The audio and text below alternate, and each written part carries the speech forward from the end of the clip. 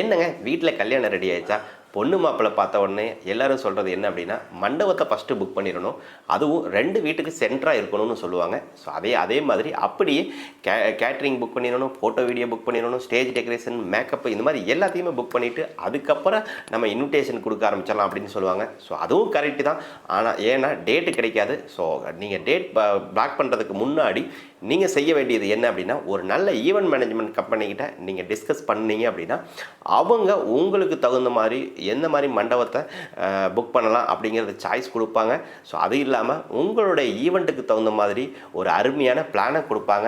ஏன் அப்படின்னா இந்த பிளானை வந்து உங்களுடைய ஸ்டேஜ் வந்து நீங்கள் புக் பண்ணியிருக்கிற மண்டபத்தோட ஸ்டேஜுக்கு தகுந்த மாதிரி எந்த மாதிரி டெக்கரேஷன் பண்ணலாம், ஸோ அங்கே வந்து ஃபோட்டோ வீடியோஸ் எவ்வளோ கவர் பண்ணலாம், ஸோ அது இல்லாமல் வந்து பார்த்திங்கன்னா நீங்கள் எவ்வளோ கெஸ்ட்டு கூப்பிட்றீங்களோ அந்த கெஸ்ட்டுக்கு தகுந்த மாதிரி ஃபுட்டு எப்படி ப்ரிப்பேர் பண்ணலாம், அதை எப்படி சர்வ் பண்ணலாம்.